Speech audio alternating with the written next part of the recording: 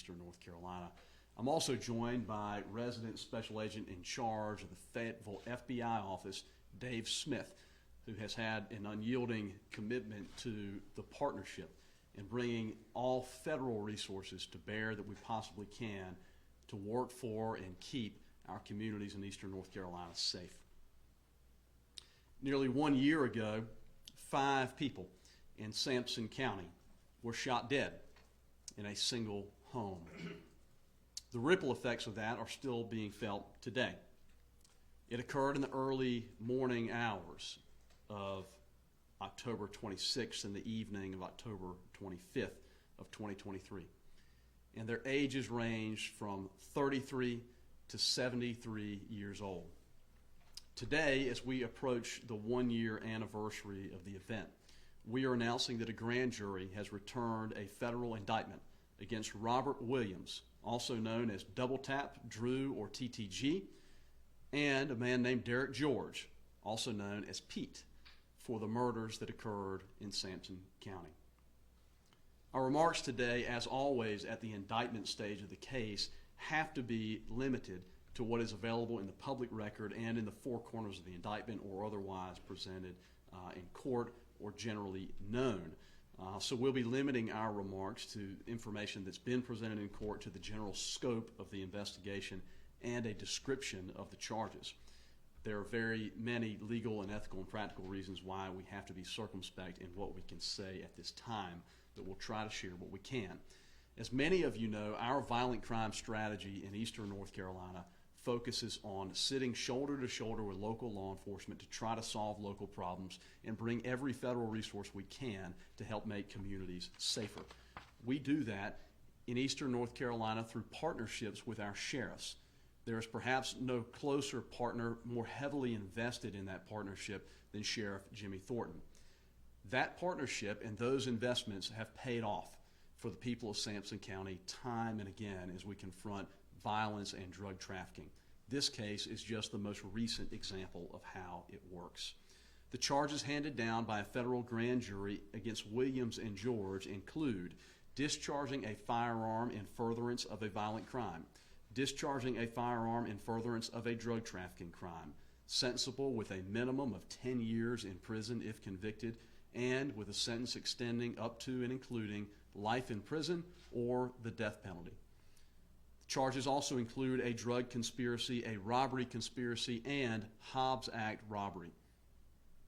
The victims included Alfonso Jeffries, 73 years old, of Clinton, North Carolina; Dagoberto Lopez, 33, of Garland, North Carolina; Lamar Williams, 58, of Rose Hill; Hector Salazar Lopez, 39, of Garland, North Carolina; and Jamie Lynn Rowland, also known as Jamie Thompson, 47, of Clinton, North Carolina.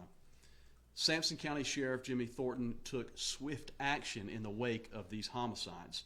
He immediately began investigating with his team of experienced law enforcement officers, but also brought to bear a fleet of partners from across the state, including the ATF, the FBI, the U.S. Marshals, the North Carolina SBI, and even locally the Clinton Police Department. All had a hand in the investigation in the case that has been brought today.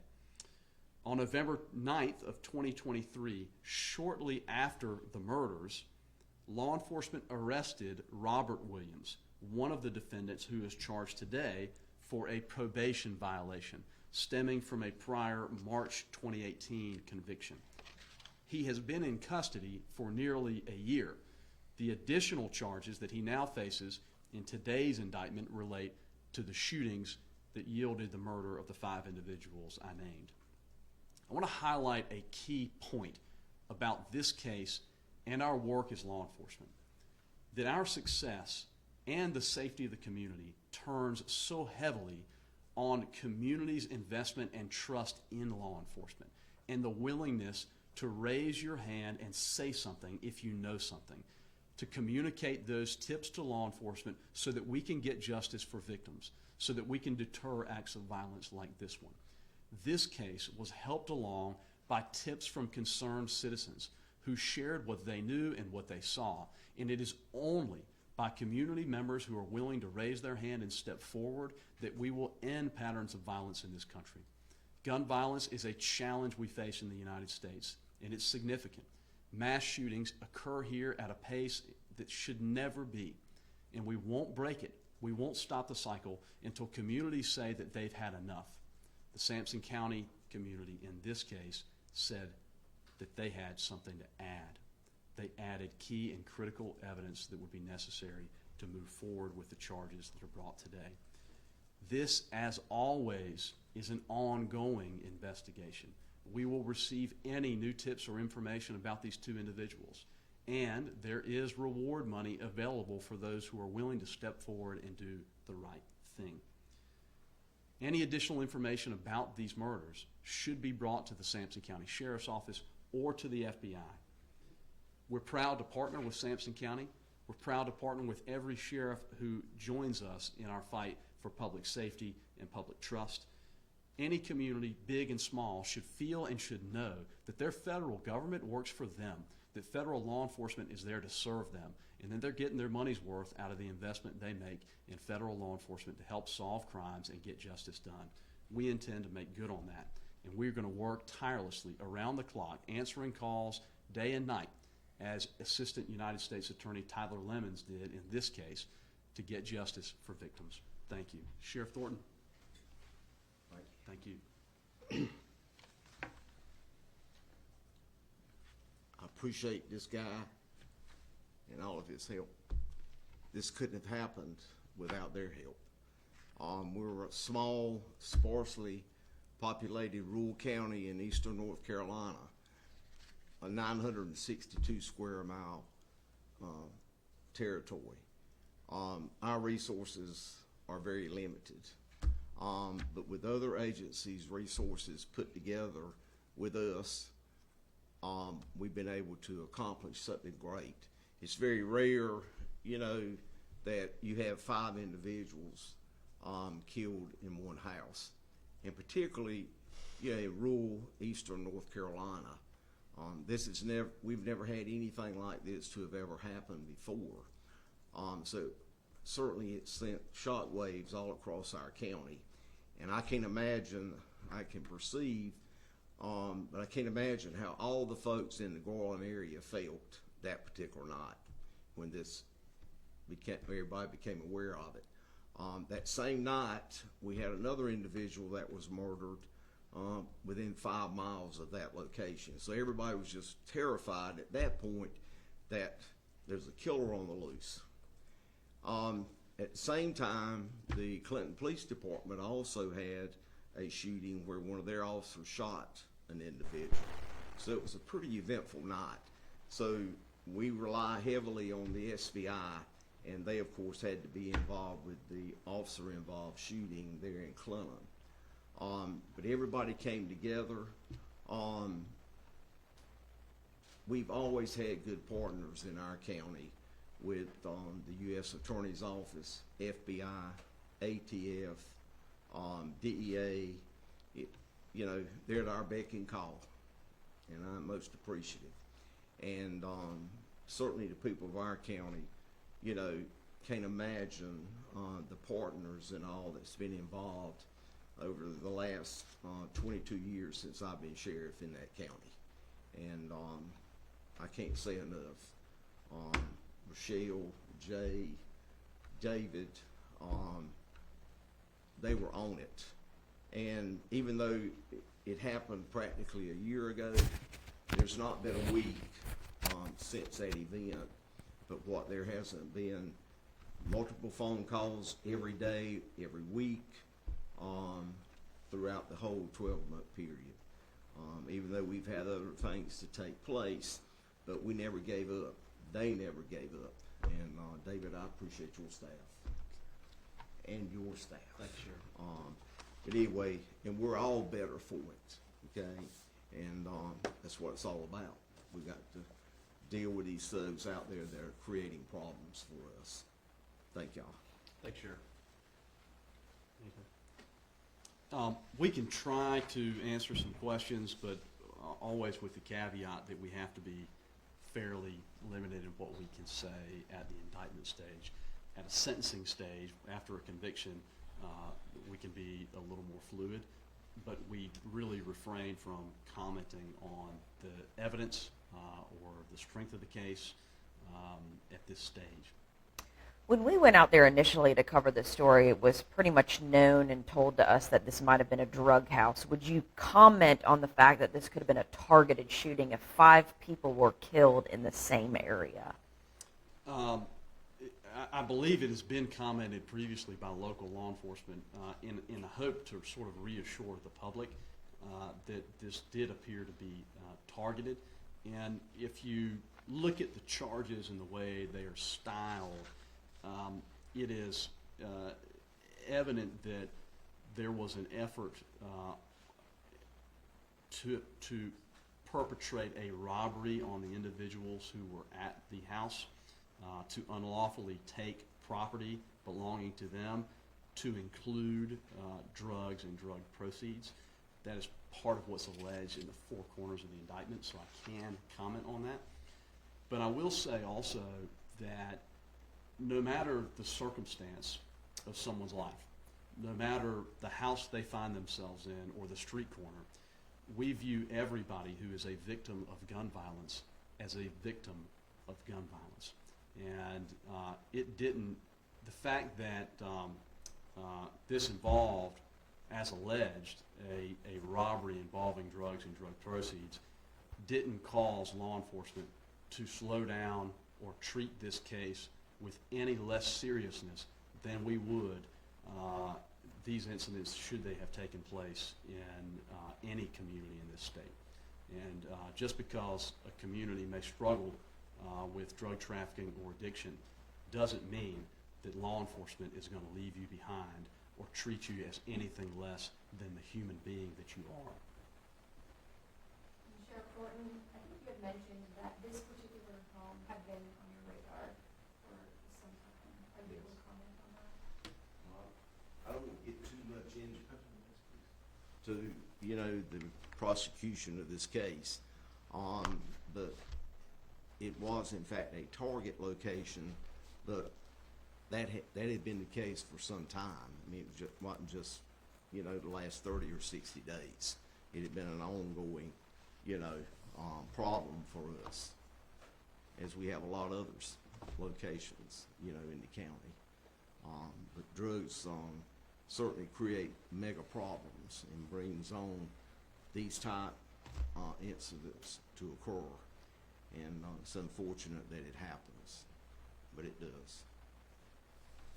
Sheriff, I imagine this is one of the worst killings in your county. Talk about what it means to have an arrest and be able to stand here today and say, we've got someone, we're going to go through the prosecution. What does that mean to you and to the people of Sampson County? Well, everybody, certainly was anxious. Everybody expects arrest to take place, in a short period of time. But as you see, it's taken us a year to get where we are. And I've not had a lot of complaints or anger expressed by anyone in the county, and particularly in that area, about it having been an ongoing investigation without pressure and that kind of stuff being placed upon us. We're kind of slow and methodical. We want to make sure that we've got everything, every I dotted and T crossed before we make a move. And there's too much involvement and work involved, to quick draw something and not be successful. And we thrive on success. And I didn't mention my staff, but I've got good employees, real good. Captain Dixon, I think he's invested time every single day on this since the event happened. And First Sergeant Jackson, and I won't name the other one, but everybody's worked hard, and I'm proud of them, of what we've been able to get done. My heart goes out to the family members, because they were not hounding us, wanting to know where you are in the investigation, when are you going to arrest somebody. That was never played the whole year. So, and I think some of that, you know, of course, has confidence in knowing that we'll get the job done. Can't guarantee when it'll happen, but I'm blessed. The people of the county have a lot of confidence in us, and they help build that confidence. Thank you, Sheriff. I had mentioned Robert Williams that was under arrest for a separate charge dating back to November. Was there any prior contact with Derek George? Was he on the radar? Are you able to share how that kind of came about? No. Nothing more I can share on that. Nothing to share. He was arrested about 4.5 weeks ago.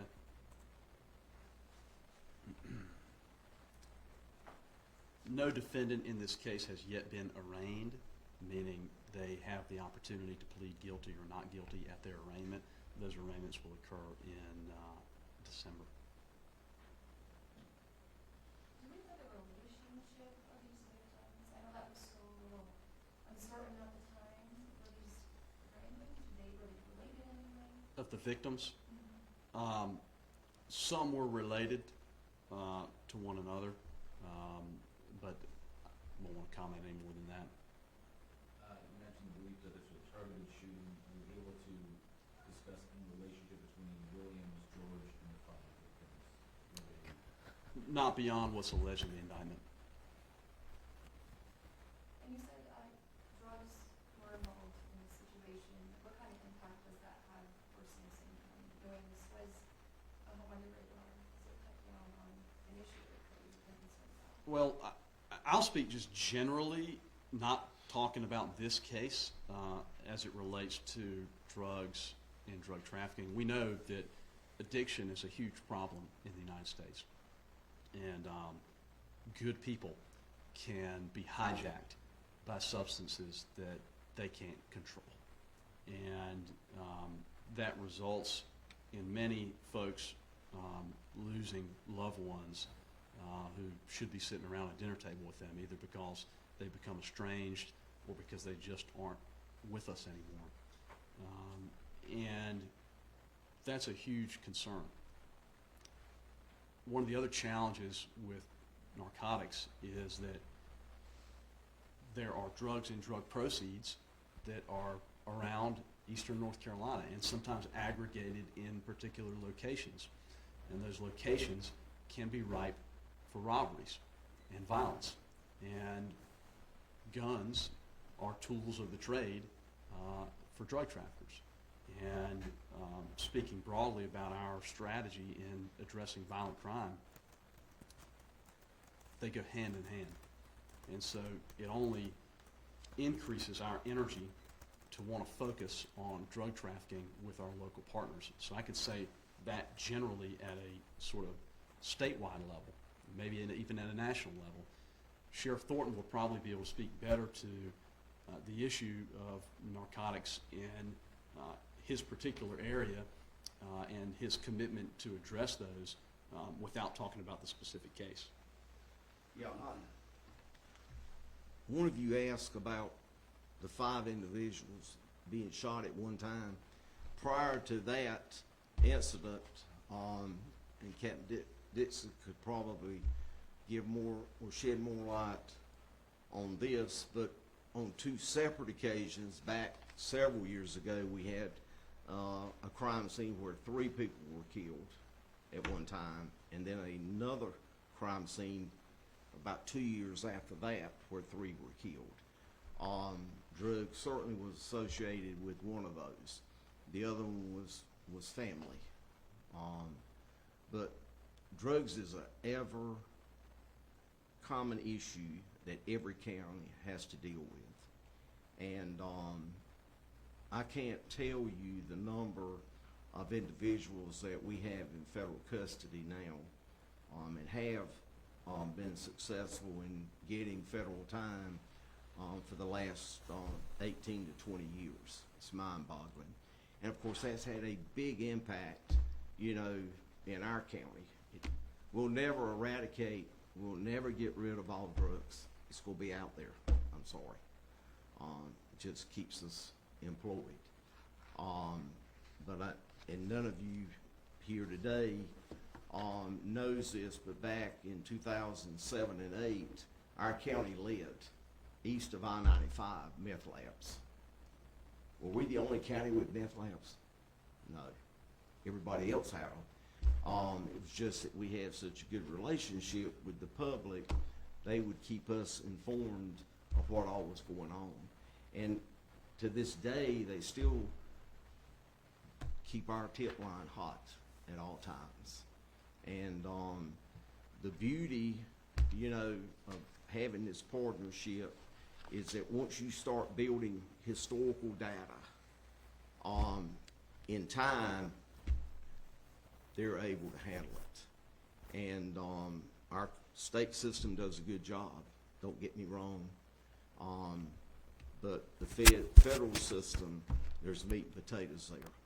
And it resonates more so than our state courts.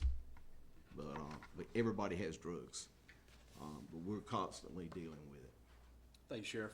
Is there any evidence that either William or George were involved in, and if so, any federal enhancement on that path? Not aware of that. All right. Thank you. Thank you, Sheriff. Thank you. Yep.